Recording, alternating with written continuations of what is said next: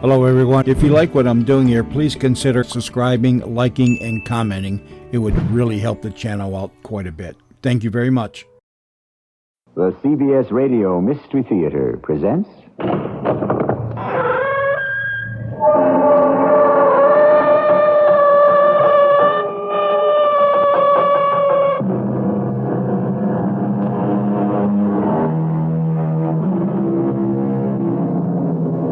Come in. Welcome. I'm E.G. Marshall. We live in a computer world. I suppose, like all of you, I am not alone in resenting the machines which sometimes spell out figures that you know are wrong. You can only hope that somewhere another human being will also know it's wrong, because the machine, fleshless and bloodless, pays you scant attention. So in this story, it is not a bit surprising that in what is the greatest bureaucracy in the world, well, at least of the world, one small, insignificant cog in the whole machinery could fail to function correctly, precipitating a disastrous result. Look out! He'll run us down! Don't worry. Are you out of your mind? He went right over us. Well, through us. We could have been killed. But we weren't. That's one of the advantages of being already dead.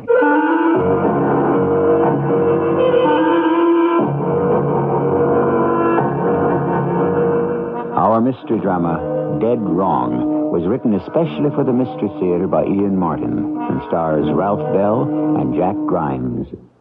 It is sponsored in part by True Value Hardware Stores. I'll be back shortly with Act One.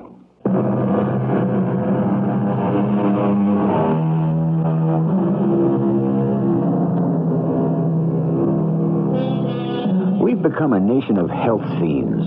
The bicycle is in the midst of a renaissance. Most of our population labors through each day on one diet system or another. People are out punishing themselves jogging.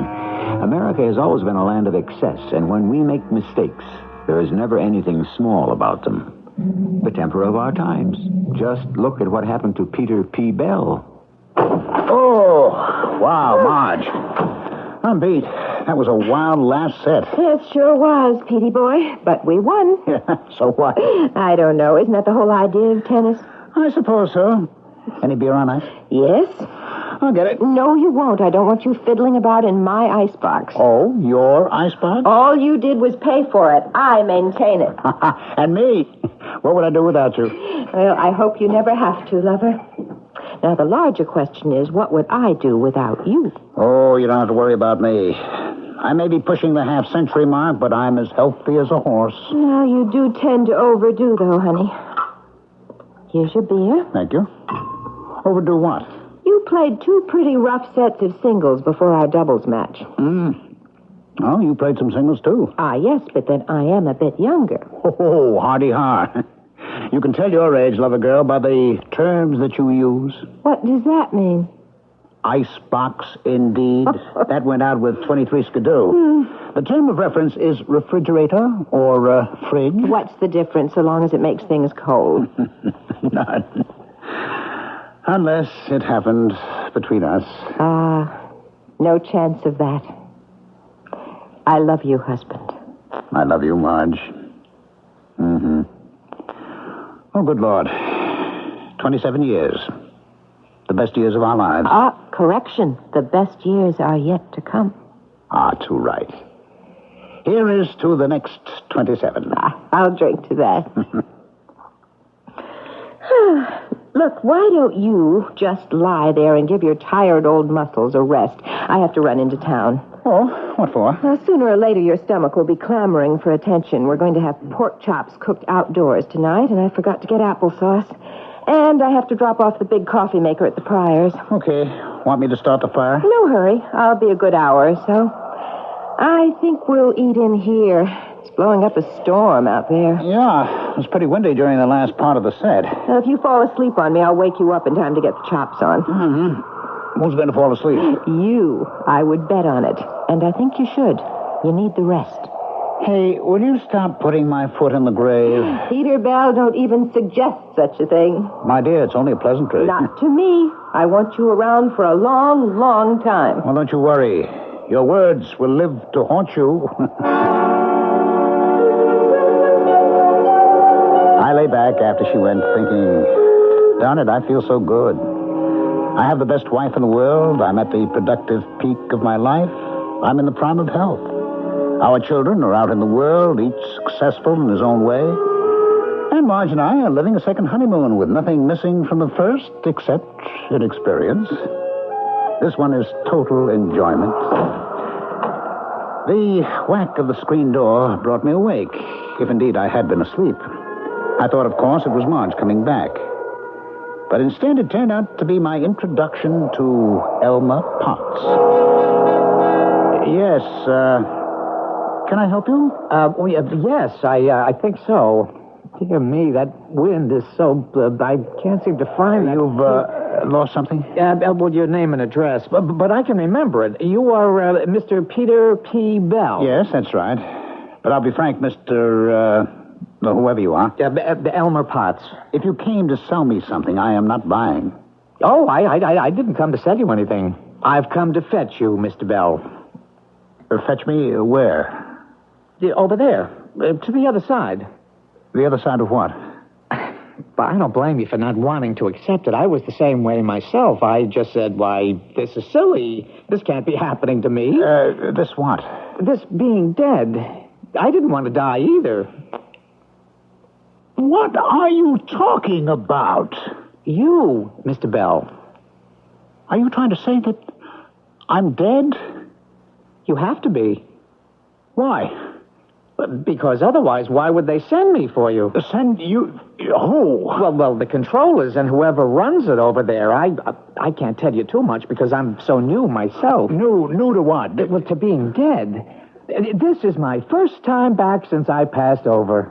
Hey, what kind of a nut are you? Well, if you'll excuse a little joke, a hard one to crack, because there isn't any substance to me, just like you are now. What do you mean?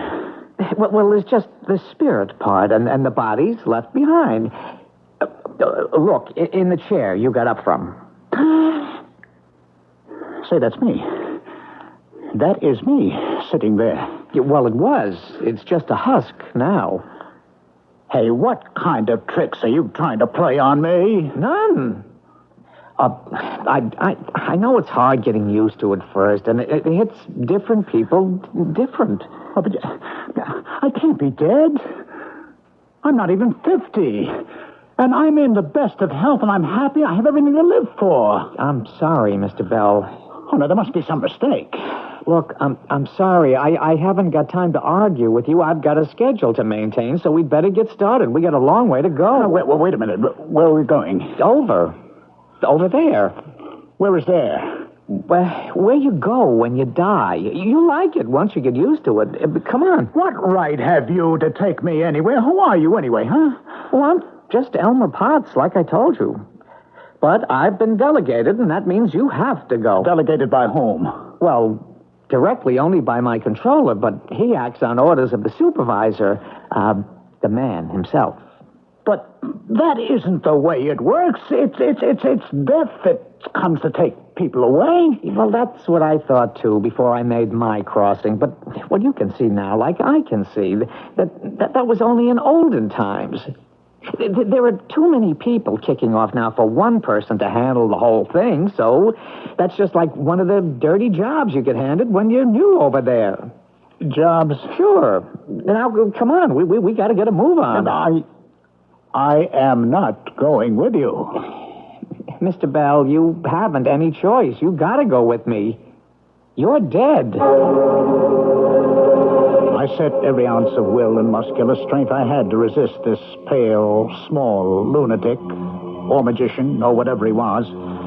But his hand under my elbow propelled me inexorably forward, right through the screen door of the porch and on towards the front of my house. The terror of it was clotting my throat. I saw my neighbors on each side outdoors, and I tried to yell to them, or wave, but my voice was frozen in my throat, and my arms riveted to my side as if bound in iron chains. I almost wish they had been, for I found that the wind was literally lifting me off my feet. You'll have a little trouble being weightless at first, like the astronauts, you know. But you'll get the hang of it. Where are we going? To the bus. I think we'd better cross the street here. Now, get back. This crazy kid will run us down. Don't worry. Are you out of bounds? He's gonna... He went right over us. Well, through us. He didn't even stop. He didn't see us. We could have been killed. But we weren't. And that's one of the advantages in being dead. You can't be hurt anymore. But I don't want to be dead. Yeah, come right down to it. I suppose that's the main disadvantage. None of us do. Well, come on. We mustn't miss the bus. Bus? Why do we have to go by bus? I imagined after it was all over, well, I don't know. You just sort of be there. Or fly free, or... I don't know what I thought. Yeah, no, you're quite right. Everyone used to go first class, but like I say, in times like these, everyone is cutting back. Let's see, I need 4 quarters for the bus. Oh, bother. What's wrong? Yeah, but I'm out of change, and the bus is coming. Would you have 50 cents in change? You have some nerve. You mean I have to pay my way into heaven? Well, please, I'll pay it back as soon as we get there. You wouldn't want me to get into trouble on my very first pickup, would you? If nobody can see us, why do we have to pay at all? Well, it's the principle of the thing. Now, how would it look for anyone from our side to try to gyp a 50-cent bus ride?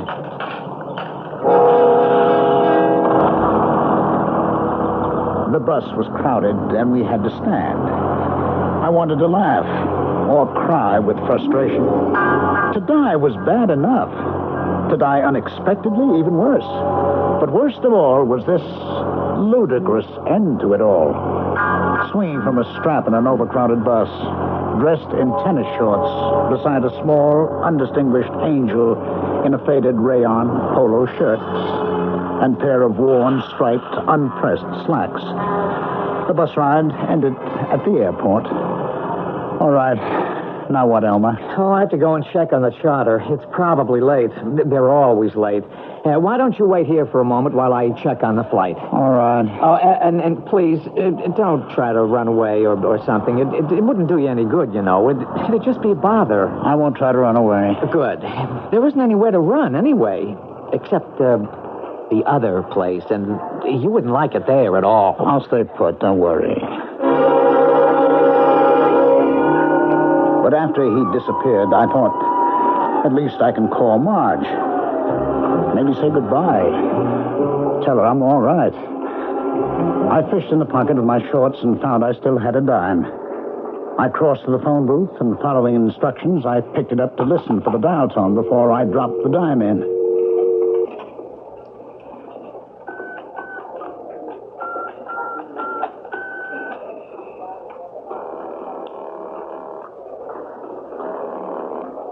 I am sorry. The number you have dialed is no longer in service. But it has to be in service. It's my number. I repeat, the number is no longer... You're not a record. Are you live? That is a question I prefer not to answer. All right. Never mind that. I want to get the number I dialed. What was the number?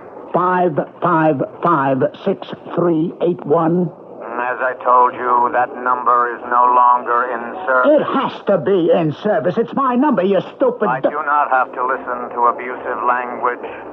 If you will control yourself, I will complete my sentence. That number is no longer in service to you. I stood there, hanging on that phone, the empty dial tone whining, and I never in my life felt so unutterably alone. Now I knew absolutely and completely that I was dead. I didn't know how or why, but there was no escape. Is this what it's like beyond that final curtain? Is Peter P. Bell actually dead? Of course not, you answer scornfully. He's only fallen asleep and is dreaming all this. Well, that could be the answer, but it isn't in our story. I'll give you a hint. Peter is completely dead as of the moment. But if he is, you say, then that's the end of the story. But it isn't. I shall return shortly with Act Two.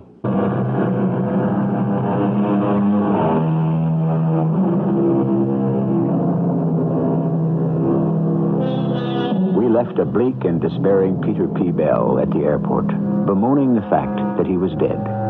He is invisible, and since he has tried to call to his neighbors for help and cannot reach his wife on the phone, he is truly incommunicado. It's what shall we say?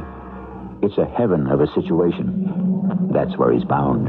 Only he is far from happy at the whole prospect, as his guide to the beyond returns from checking on their charter flight. I thought you'd never get back, Mr. Potts. Oh, I'm sorry, Peter. Everything is chaos. Of course, the flight is late. It looks like a long trip. You might as well call me Elmer if you want. All right, Elmer. Well, what have you been doing since I was gone? I tried to phone my wife. Now, that was silly. You can't go trying to call your wife on the regular telephone when you're dead. Well, how can I reach her? In the course of time, through the regular channels, I suppose. What are the regular channels? Well, like I say, I'm new, and I've only skimmed through the orientation book, but I guess it would depend on religion, or maybe a seance with the right medium. You could look it up yourself once you're all settled in. I don't want to be settled in. I can't be dead. Just doesn't make sense. We all feel that way to start off. Now, listen to me, Elmer. Something is wrong here. There's got to be some mistake. No possibility. No possibility at all. Now, you said you lost my name and address or something when you first came in, didn't you? I thought I had lost the invoice, but while I was digging for the airplane tickets, I found it. Here. Let me see. Sure. There you go. There you go. Right there. Peter B. Pell. 25 Sperling Drive.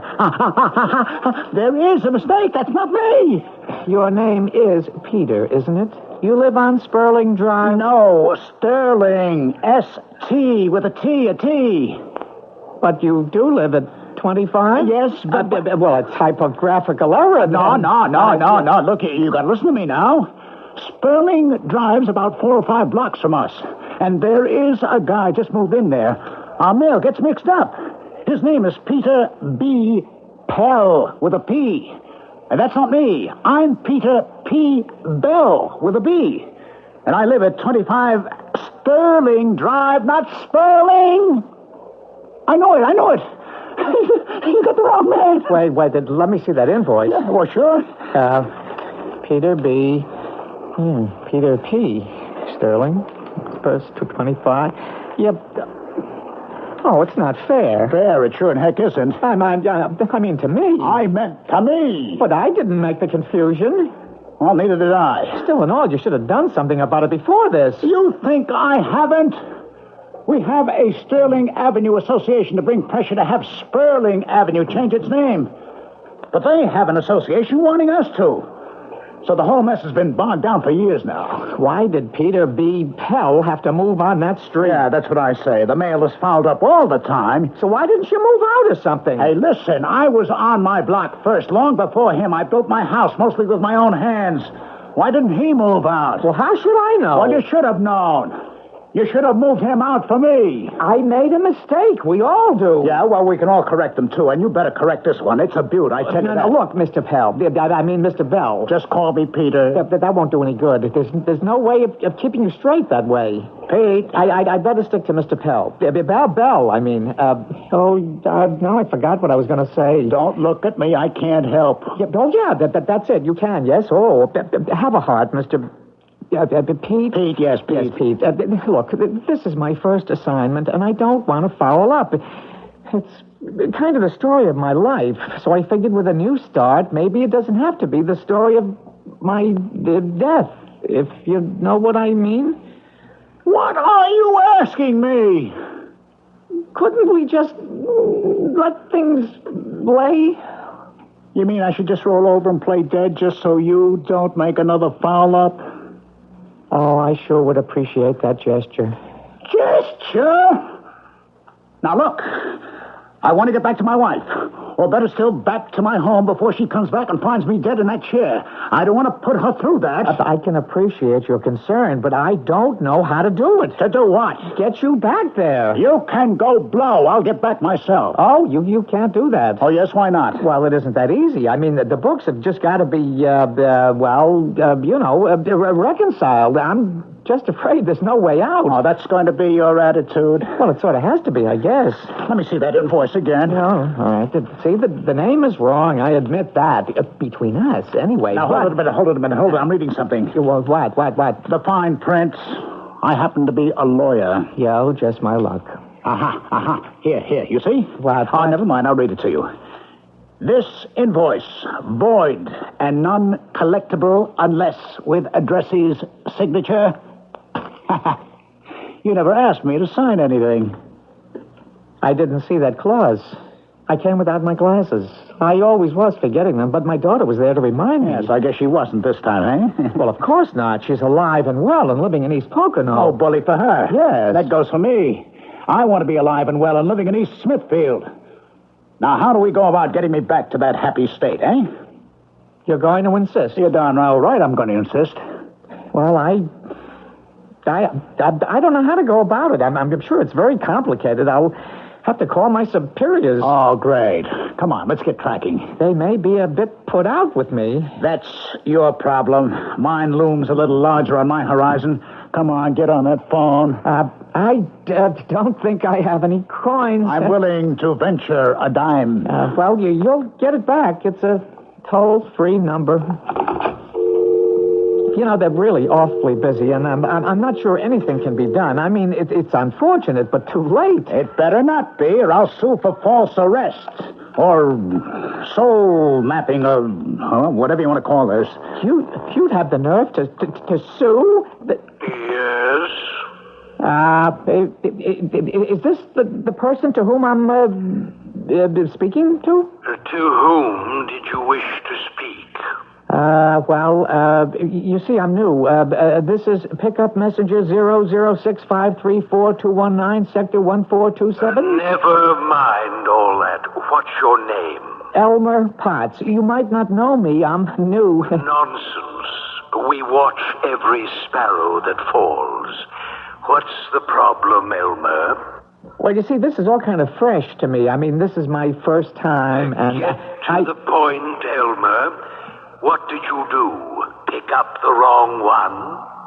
Oh, how did you know? As I told you, we watch every sparrow that falls. Watch every sparrow that falls. Yeah, but you see, I picked up the wrong bird. You've got to learn to keep your eye on the ball. I know, but I didn't. What do I do now? I'd suggest you go back and make an exchange. But this one, I mean, the one I did pick up is threatening to sue for false arrest or something. He's within his rights. If I were you, Elmer, I'd get on back to the one you should have brought and somehow convince him he's got to go. Yeah, but just in case I run into trouble... I'd say you already have. However, in the meantime, I'll take this right to the top and get a ruling. But I think you'll find out my suggestion's the only one that will work. Okay, well, wait a minute. I haven't any transportation, and I'm out of money. What do I do about that? I'm sure you'll find a way. But how? Your pickup. Hasn't he any dough? Well, maybe, but Then borrow it from him. Tell him you have the best of credit. Well, what happened? Well, we got to go back to Peter B. Pell and talk him into taking your place. Oh, why shouldn't he? He was sick or dying, wasn't he? Or you wouldn't have been sent in the first place? I guess you're right. Oh, dear. Oh, if he's waiting for me, I shouldn't keep him waiting. All right, then let's go. The only thing is... Would you have bus fare? No. Oh, well, I guess we'll have to walk. Oh, forget it. We'll hijack a cab or something. That's against the law. Yes, I know. But we'll take a chance. I had to drag Elmer the equivocator out of the airport and outside. Traffic was getting heavy and lots of cars were unloading, and cabs dropping off and trying to hang around for pickups. I spotted one where the driver had made a sign to a cop friend and ducked inside to the John. In a moment, Elmer and me were in the front seat and taking off. I never did anything like this in my life. You think I did? Then what are we doing it for now? I guess you could say it's a matter of death and life. What's that? It's cops. Are they going to stop us? Not so long as I can keep ahead of them. It was a wild chase and a reckless one, but I really enjoyed it. I suppose it was kind of unfair, but what did I have to lose? There was nothing of me to get hurt if I did smash up, and, at least for the moment, how dead is dead. We got most of the way home before they started to overtake us. So at the last moment, I pulled over to the side and screamed to a stop. All right, come on, Elmer, out. Oh, I don't know if my legs, but I'm scared to death. Forget it. You're only deathly scared. But what do we do now? This is one we just walk away from. I'm sorry for those poor cops. They had us dead to rights. Only they didn't know we were so dead that they can't even see us. How do we get the rest of the way? We play ghost for real, Elmer. And walk.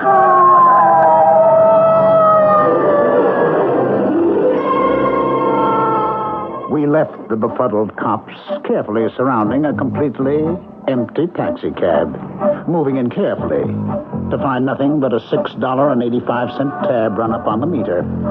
I just hoped the next deal would be so easy to close with Mr. Peter B. Pell. So, like I say, Mom, the way I figure it's any moment now. Huh? No, I was upstairs 45 minutes ago, and honest, I figured this was it. Well, you know how stubborn he is. He keeps on hanging in. Oh, no question. The doctor's everyone. He should have cashed in his chips a long time ago. Yeah, while I'm talking on the phone, who knows, maybe he crossed over. Oh, sure, we're going to be comfortably fixed for life, Mom. It's all I've been waiting for. Just as soon as he kicked... Wait a minute. Good Lord, Mom. It's him coming downstairs. I don't know what resurrected him. Yeah, don't worry. I'll call you back. Pete? That you? Yeah, Blanche. What are you doing out of bed? That's a good question. You know what? What? I'm out of bed because I feel like being out of bed. But the doctor said... The devil with the doctors and what they said. I was ready to cash it all in until about 45 minutes ago. And then something wonderful happened. Then the pain stopped.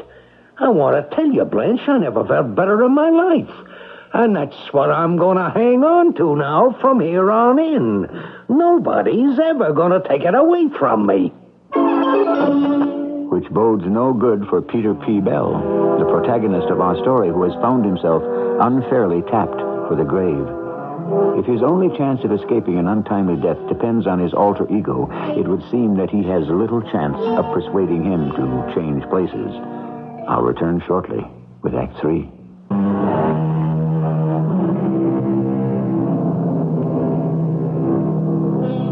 It was Daniel Webster, the famous trial lawyer, who coined the phrase, fearful concatenation of circumstances.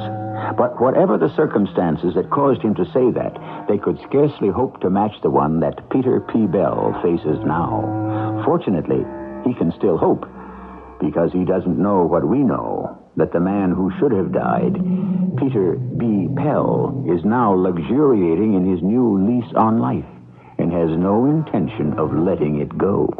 Peter, I'm going to call the doctor. You bring any of your old quacks around here, I'll throw them out on their ear. Who were you talking to on the phone when I came down? That was just... Your mother. Well, yes. Is there anything unnatural about that? Yes. Your mother. That is a terrible thing to say. Well, what else is there to say about your mother? I don't want to talk to you. Good. That makes it unanimous. Anyone wants me, I'll be out on the patio. In your pajamas and robe? What should I care? With a new lease on life? He came out of the screen door into the sunshine, and I had my first look at the man who should have died instead of me. He was a small man. His color was ghastly. He looked like a corpse. His body was wasted. He moved as though he was walking on eggs. His shoulders were rounded in permanent defeat. I felt a surge of hope. He didn't appear to have all that much reason for living. Hi, Peter. Who are you? Sort of your namesake. My name is Peter P. Bell. Oh, so you're the guy. What guy? The one my mail gets crossed with. Oh, yes. I guess I am. And I have to tell you that another very important message kind of got crossed, too. Yeah, what's that? Well, first of all, I'd like you to meet Elmer Potts. How do you do? Hi. Say, where did you two suddenly appear from, anyway? I thought the front gate was locked. I built a fence for my privacy, and two guys just turn up out of the blue, paying no attention to signs or anything. Whatever you're selling, I'm not in the market. I wouldn't be too sure of that. What are you talking about? Tell him, Elmer. Yeah, this is really quite difficult. Not if you lay it out the way you did with me. But this isn't the same. I mean, How is it any different since this is the man you really came for? Look, I can't listen to a lot of double talk. I've been sick, and... We know that, Mr. Pell. You were a lot more than sick, Mr. Pell. Well, whatever I was, I don't feel that way now. Maybe you won't feel all that hot when I tell you the truth. What truth? My name is Elmer Potts. So what? Well, you see, I died kind of recently. You what? I passed over to the other side, and my job is to come and sort of escort the new, what shall I say, the new boy. Get him settled in and kind of show him the ropes. The trouble was, Mr. Pell, our friend here made a boo-boo and picked up the wrong guy. Don't tell me the guys on the other side are that inefficient. Well, you see what happened? Well, just let's say for laughs that I go along with this charade or whatever it is. You're trying to tell me I was due to kick off, that Elmer here came to pick me up and got you by mistake? That's just what happened. I have all the papers if you'd like to see them. What papers? Well, this is the invoice here. Let me see. There it is. To be delivered, one eternal soul, temporary property of Peter B. Pell, presently residing at 25 Sperling Drive, Lakeport Mansions. What kind of a gag is this? Oh, it's my credentials to pick you up for delivery, which I should have done about an hour ago. So why didn't you? Because he goofed. He picked me up instead. Now, isn't that just too bad? Well, it is when you consider this man was healthy and didn't feel at all like dying. Well, who does? An hour ago, you were ready to. I wouldn't have been sent for you otherwise. An hour or two ago, I wanted to die. Now I've changed my mind. Who do you think you're kidding with this cockamamie story? I don't know what your game is, but you better get out of here before I call the police. Well, that wouldn't do any good. This is beyond their jurisdiction. Mr. Pell, I ask you to be reasonable. Now, come with me. It's only fair. You should have been dead nearly an hour ago. I'm not. Peter Pell, I want you to come in off that patio right now. That's my wife. I want you back up in that bed the way you should be. Why? I'm feeling pretty good. Oh, no, you're not. You are sick. You want to get rid of me? You don't have to put it that way. It's just that I've made all my plans. What plans? About Mom and all. You've told her she could come and live here? You never would let her while you were alive. Why should I? With a one-car garage, where would we park her broomstick? You don't have to be coarse. Coarse? About your mother? The only thing I could say in her favor is that she's better than her daughter.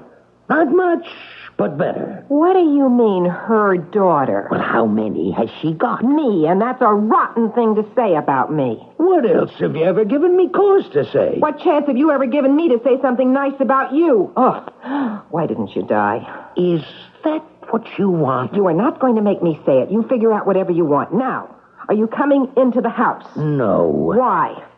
Because I don't feel like it. Okay, that does it. Where you going? To call the doctor. You never could see things straight. After a lifetime of driving me and my sweet mother and everybody else connected with you out of their minds, I finally realized the whole problem is that you've been out of yours ever since the beginning. Thank heaven I don't have to live with it anymore. I'm not dead yet. You might as well be. I'm going to have you locked up. That's my wife. That's my life. Hey, where'd you fellas go? Were you calling us? Yeah, you guys. Look, I need some information. But what? I was supposed to die today, right? Yes. When was he supposed to die? Who? Him. I think he means me. Oh, well, I don't know. Yeah, well, who does? I guess my superiors do, or someone above them. Can you contact them? I could try. I mean, I do have an emergency telephone number. Well, then come on in and call them and ask them these questions. Maybe we can work this out between us after all. This is pickup messenger 006-534-219. All right, Elmer. We know who you are. What do you want? Well, remember I told you I made a mistake? And picked up the wrong soul, yes. Have you got the right one now? Yes, I have. Good. I've checked upstairs, and it's okay. Just bring him in, and the books are balanced. Yes, the thing is, he's not willing to come along till he has the answer to some questions. What questions? Like, how much longer would he have to live if he didn't give up? How much longer would who? If you mean Peter Bell, the man you picked up by mistake, a good long time. How long is priority information? Well, could you give me just a hint? Well, it's highly irregular, but let me see. Well, he'll be able to usher in the 21st century and then some, if you make the exchange. Well, and if I don't, then the other guy will? That's the way the ball bounces. The guy's wife, her name is Blanche. Could you give me any rundown on her? They could have my badge for this. But for the sake of keeping the book straight, let's see. Well, she's going to be around just about as long. But of course, she won't be headed for us when she checks out. Oh, she's going to the other place? Oh, definitely. And her mother? We try not to separate family members as long as they deserve each other. 25 years? I'm going to be stuck still with Blanche if I hang around? It looks that way. And her mother... She's moving in. It's all set. What's the point in living? You say if I head now for the happy hunting grounds, they won't follow? I think reservations have been made for them elsewhere. Okay, Peter Bell. What would you do in my position? Well, I have to tell the truth. I'd want to stick around. But then Marge and me, well, you see, we've never been separated, and we never want to be. Straight goods? Straight goods. 25 more years with Blanche and her harpy mother.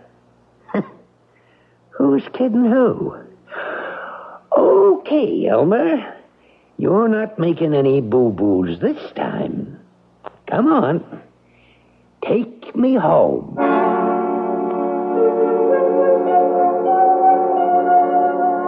There should have been a flash of light in the heavens or something, but it was all anticlimax.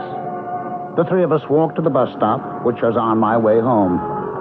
And the last I saw of Elmer was as he climbed aboard and called to me. Well, I'll see you in a quarter century or so. That is, if I'm still on the same job. Don't push it, Elmer. I'm not in any rush.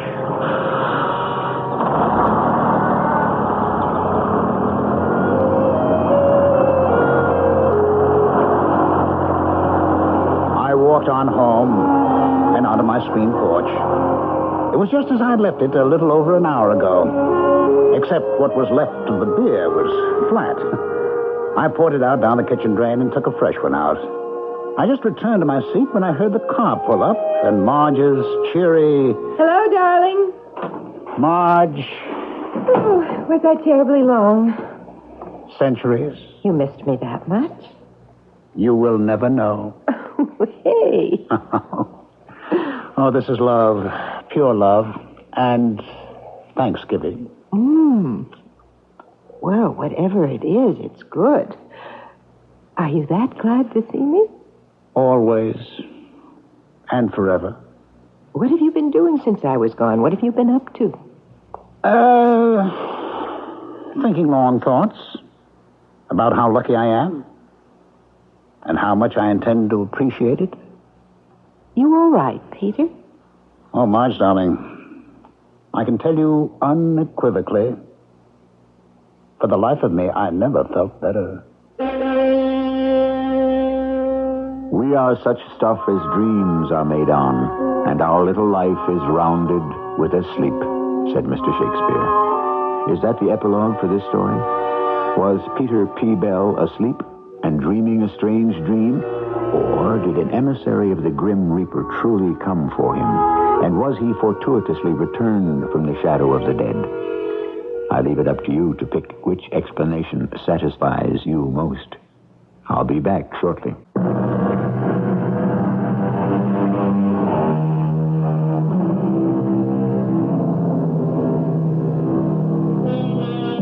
Death, of course, is not a matter to be taken lightly. It is one of the two great events in the cycle of life. It comes in many forms, to each man individually, and is seldom welcome. Still, since it is inevitable, the great mystery of death ought not to smother us, to cast the dread shadow of fear across all our lives. Surely, like anything in the world, we should learn to laugh at it a little. For whatever we can laugh at, we need not fear. Our cast included Ralph Bell, Jack Grimes, Teri Keane, and Court Benson. The entire production was under the direction of Hyman Brown.